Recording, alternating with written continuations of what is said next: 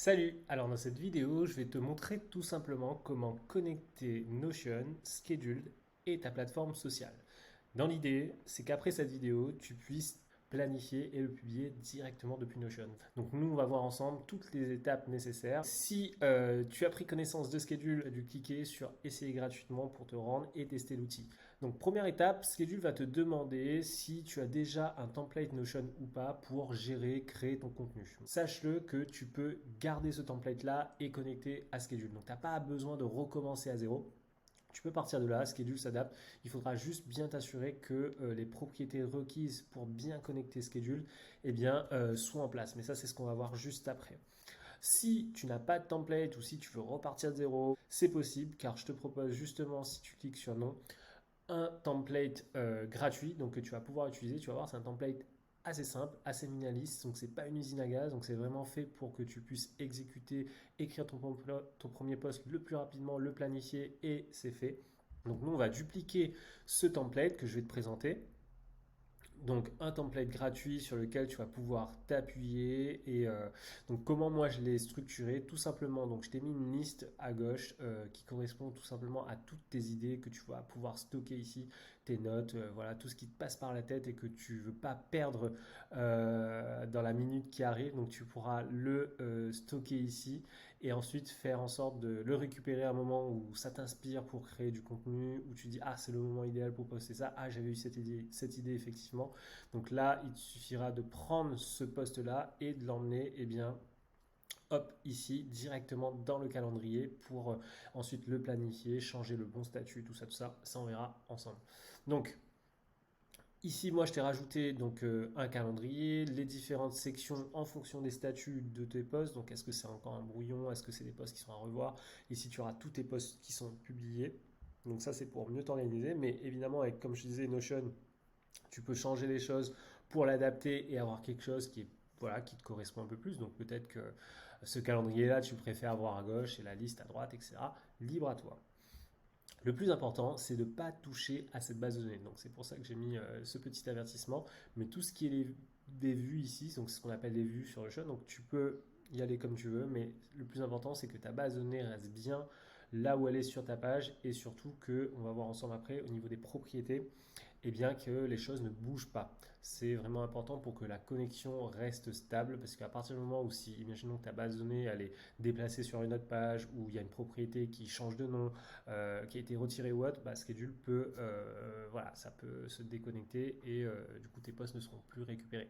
Tu seras notifié, mais bon, c'est un peu dommage et c'est un peu chiant surtout. Donc évitez de trop toucher, trop bouger ça.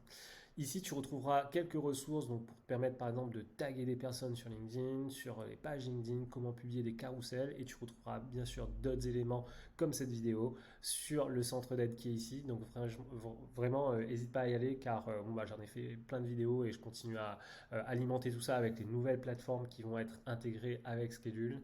Donc voilà, donc tu pourras trouver toute l'aide qu'il te faut ici.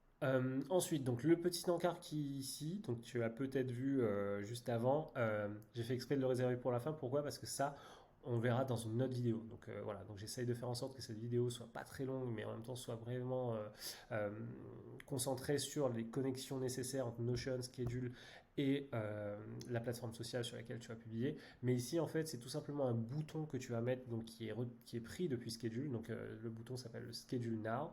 Et donc, il va te permettre tout simplement de déclencher Schedule manuellement pour, par exemple, publier dans la minute. Alors, pourquoi ce bouton? Tout simplement parce que automatiquement, Schedule récupère tes posts depuis Notion toutes les 2 heures. Donc, toutes les 2 heures, il va venir voir sur ton Notion, sur ta base de données, est-ce qu'il y a des nouveaux posts avec la date, donc une date future ou une date très proche, voilà, enfin voilà, une date future, et faire en sorte il fera le nécessaire soit pour publier directement ou soit pour planifier. Mais imaginons que toi, tu as écrit ton post et que finalement tu dis, bon, ça sert à rien d'attendre, je vais le publier directement. Bah, là encore, l'idée, c'est pas que tu aies à copier-coller ce contenu-là vers LinkedIn ou autre. C'est qu'avec ce bouton-là, il suffit d'appuyer et si ton post il doit être publié à la seconde, et bien Schedule va le publier tout de suite. Donc ça, c'est vraiment pratique. Comme ça, au moins, quelle que soit la phase dans laquelle tu te trouves, eh bien, tu vas pouvoir faire le nécessaire pour planifier ou publier tes posts avec ce bouton-là. Donc, c'est un lien que tu mettras ici, mais comme je te dis, c'est dans une autre vidéo que je te montrerai tout ça, que tu pourras retrouver dans le centre d'aide. Donc, on va continuer rapidement avec la base de données. Donc, les différents éléments qu'on va retrouver encore ensuite, hein, je vais te montrer avec les étapes de connexion. Donc, tu retrouves la date de publication. Je t'ai rajouté une petite formule pour connaître si la date a été bien mise, l'heure a été bien mise. Tu as le statut avec voilà, les différents statuts, donc idée, draft, brouillon, à revoir, à planifier, à publier, etc. Le premier commentaire, donc ça c'est très utile, c'est particulièrement utile pour LinkedIn. Enfin, ça, cette propriété est dédiée à LinkedIn aujourd'hui. Donc c'est ce qui va te permettre d'automatiser la publication du premier commentaire de ton post. Donc très utile pour partager par exemple des liens externes, car aujourd'hui si tu mets tes liens externes directement dans ton post, eh bien ça impacte la portée de ton post. Donc vu que c'est un lien externe, LinkedIn va dévaloriser, c'est pas le bon mot, mais en tout cas il va diminuer cette portée là parce qu'il veut pas que les gens quittent la plateforme évidemment. Donc l'astuce, c'est de partager ce lien-là en commentaire. Donc, c'est ce qui permet de ne pas pénaliser la portée de ton post. Donc, ça, c'est très pratique car le commentaire, il part quelques secondes vraiment après la publication de ton post. Les connexions, enfin la connexion, donc c'est ici où tu vas choisir si tu veux publier sur ton profil, sur ta page, sur ton profil Insta, sur le profil LinkedIn d'un autre client, voilà, c'est ici vraiment où tu vas faire ce choix pour ta publication. La dernière propriété aussi qui est par défaut, donc ça permet à Schedule tout simplement de t'envoyer l'URL du post qui a été publié. Donc toi, ça va te permettre bien d'avoir, comme je dis, tout dans Notion. Donc tu auras voilà, l'URL du post LinkedIn, d'Instagram ou autre, et ça te permettra de te mieux t'y retrouver. Tu n'auras pas à aller fouiller sur la plateforme pour retrouver tous tes posts, etc., etc. Donc on va continuer tranquillement.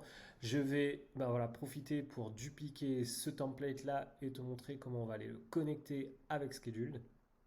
Donc là, il va me demander normalement dans quel espace je veux dupliquer ce template, vu que j'en ai deux ou trois qui sont connectés là. Donc moi, je vais choisir celui-ci. Comme ça, il va me le dupliquer. Voilà, il va bien reprendre tous les éléments. Voilà, donc là je retrouve le template, je vais mettre ça pour qu'on voit bien tout comme il faut. Donc c'est la même chose que ce que je t'avais montré juste avant. Mais au moins là, je l'ai bien dupliqué.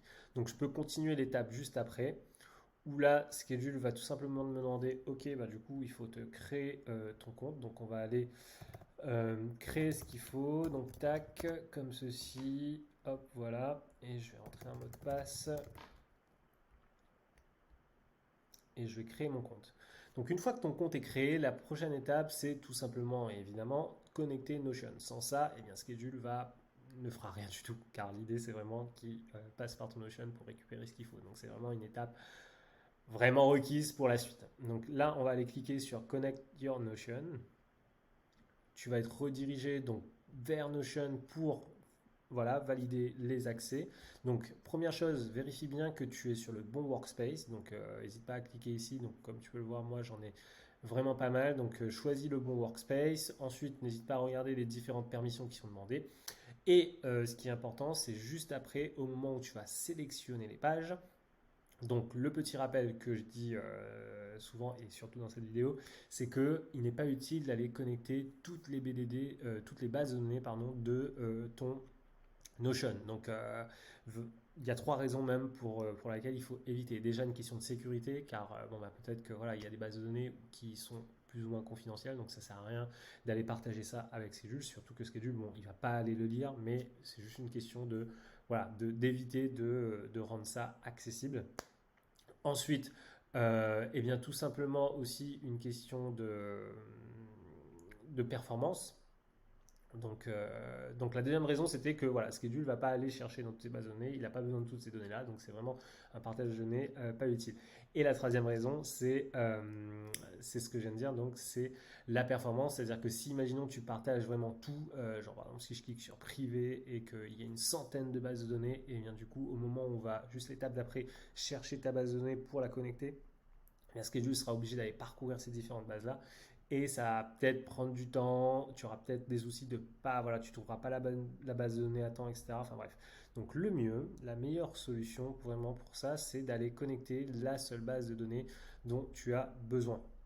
Donc dans notre cas, c'est la base de données Social Media OS qu'on a ajoutée dans Privé, donc c'est pas celle-ci au-dessus là, mais c'est bien celle-ci là où voilà que je viens de dupliquer et j'en ai pas besoin d'autres en fait. Donc si toi, imaginons que tu travailles avec des clients qui a plusieurs bases de données, enfin tu as plusieurs bases de données pour gérer plusieurs clients, ce que je te conseille de faire, c'est vraiment aller centraliser toutes ces bases de données sur une seule page que tu vas appeler par exemple base de données partagée avec Schedule tout simplement.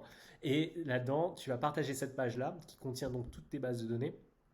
Et l'idée, c'est que demain, si tu as besoin de rajouter une base de données ou d'enlever, etc., eh bien, tu vas pouvoir tout gérer depuis cette page. Tu n'auras pas besoin à chaque fois, imaginons que moi, finalement, je partage ça, mais que j'ai une autre base de données ailleurs que je veux partager avec Schedule demain, il va falloir que je rechange va falloir que je change les accès.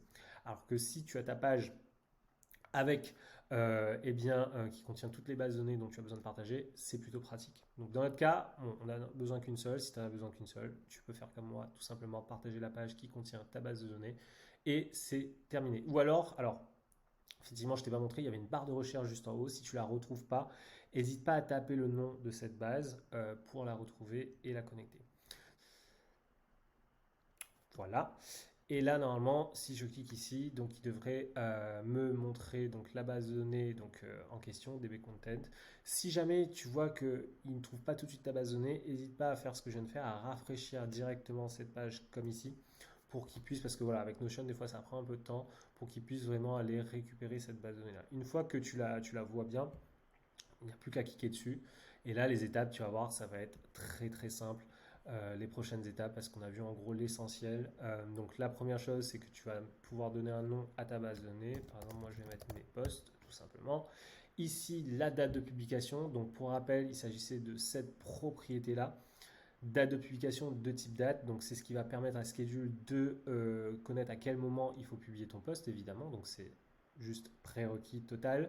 Donc ici, moi, j'ai pas d'autres propriétés de type date, mais si tu en as d'autres, vérifie bien en tout cas que c'est la bonne pour ce qui va permettre en tout cas à planifier ton poste. Ensuite, ici, au niveau de la plateforme, eh bien, c'est choisir en gros la propriété que tu as mis ici, donc que tu vois ici. Donc c'est le type de cette propriété, c'est sélection. C'est ce qui va te permettre de choisir la plateforme sur laquelle tu vas voilà, choisir mon profil LinkedIn, comme je te disais, le profil Instagram, etc. etc. Donc dans mon cas, c'est pas le statut, c'est pas le post type, mais c'est connexion. Et ensuite, les deux dernières, donc ça concerne le statut, c'est pour permettre donc d'aller d'indiquer à Schedule bien, le statut sur lequel il faut aller récupérer tes posts. Donc là, dans notre cas, c'est le Ready to be Scheduled. Donc là, ça veut dire quoi? Ça veut dire qu'une fois que toi, tu vas changer ton post et que tu vas mettre à ce statut-là, s'il a bien une date de publication et la connexion, bien Schedule va récupérer le contenu, tout simplement. Et le dernier statut, c'est Publish, donc c'est qu'une fois que l'automatisation est faite, que Schedule a publié ton contenu, bien il va changer le statut pour mettre ça en publié. Donc pareil, très pratique, c'est-à-dire que le changement, tu le verras directement dans Notion, tu verras que ton statut va basculer à publier, donc ton post est là, et tu verras normalement quelques secondes après, bien l'URL apparaître. Il y aura peut-être un petit décalage. Voilà, donc sache que toutes ces propriétés-là, je les ai mises là en anglais, mais tu peux les mettre aussi en français. Donc n'hésite pas à les changer avant de faire la connexion, parce que comme je t'ai dit, si tu les bouges après, ça va dérégler la connexion. Donc libre à toi donc, de mettre ici date de publication. Donc on peut le voir ensemble, hein. Date de publication. Tac, si je fais ça, et imaginons que pour connexion, on va laisser ça pareil. Si ici au niveau des statuts, là tu vois, je vais pas mettre ça, mais je vais mettre prêt à être publié bon, on va dire c'est juste pour l'exemple, après tu peux changer tout, hein, publier, etc. Donc là moi bon là c'est pas les bons, donc surtout pas cliquer sur save parce que ça a pas fonctionné, il y aura un dysfonctionnement parce que les propriétés ont changé entre temps, donc n'hésite pas à faire un reload donc des propriétés. Donc là tu vois c'est bien date de publication, c'est publication time, donc le nom est très important en fait. Donc voilà, si tu rajoutes un emoji tu changes, enfin vraiment part du principe que le nom, il ne faut pas le changer, ou si tu le changes, il faut vraiment reconnecter. Donc ici, on va remettre ce qu'il faut. Ici, donc on va mettre prêt à être publié. Et ici, donc on n'a rien changé, ça va être publish.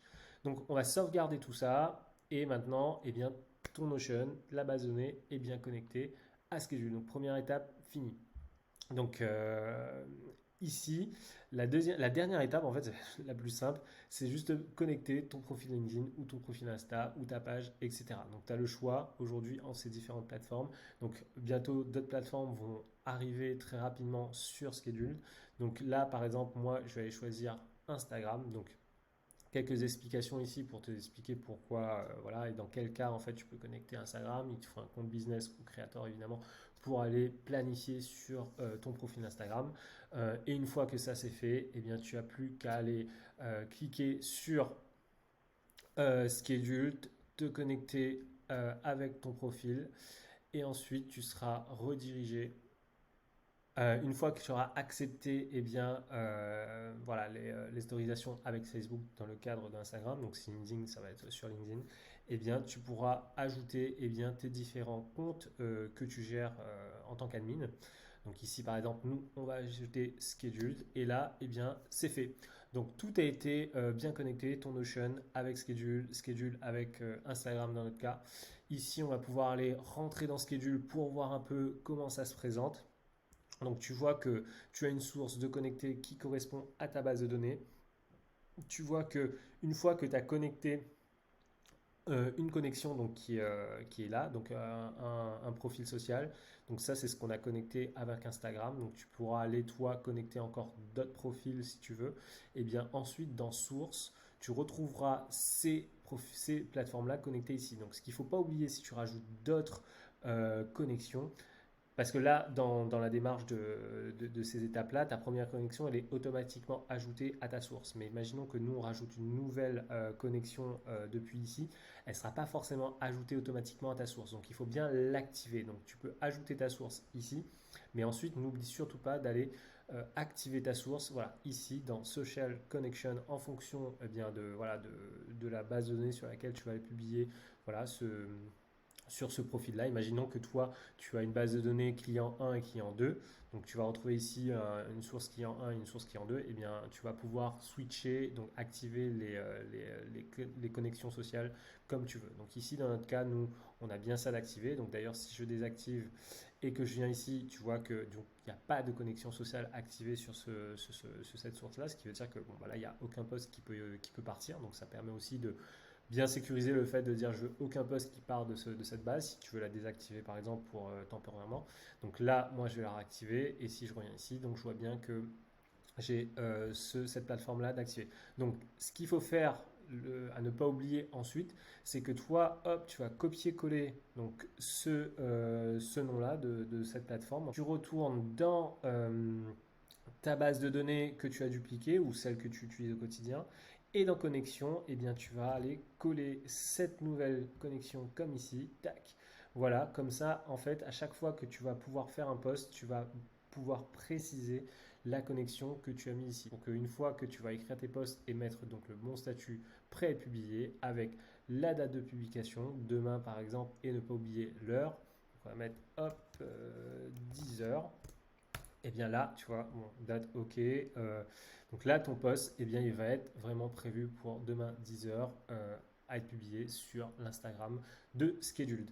Dans notre cas, voilà. Donc une fois que tu as fait tout ça, sache aussi, petit dernier tips avant de te laisser, tu peux mettre aussi une date par défaut. Donc ça c'est très pratique si par exemple, parce que comme je t'ai dit sur Notion, parfois ça arrive que, imaginons là, hop, je resupprime tout, tu vas mettre, bon je vais publier pour le 10, tu vas cliquer dessus, tu vas dire c'est ok, mais en fait tu as juste mis la date et tu n'as pas inclus l'heure. Donc, et c'est pour ça que ça reste toujours en rouge. Donc c'est une première alerte pour te dire ah il manque l'heure, mais si toi après, imaginons que tu rajoutes ici une heure par défaut, donc on va mettre évidemment les 10h30 comme je t'ai dit, eh bien, ça va te permettre tout simplement de faire en sorte que ton poste ne parte pas dans ce cas-là à minuit 001, quoi, mais qu'il parte bien à 10h30 par défaut. Voilà, donc je t'ai dit tout ce qu'il fallait savoir. Bon, cette vidéo est un petit peu longue, mais au moins elle est essentielle, je pense, pour bien comprendre tous les éléments, tout ce qu'il faut connecter, comment ça fonctionne, etc. Donc, n'hésite pas à bien regarder. Et si tu as des questions, de toute façon, comme je t'ai dit, tu n'hésites pas aussi à nous contacter directement depuis le chat qui est ici avec Maxime. On est super réactif. Et voilà, et sinon, bah, je te dis à la prochaine dans une autre vidéo. Ciao!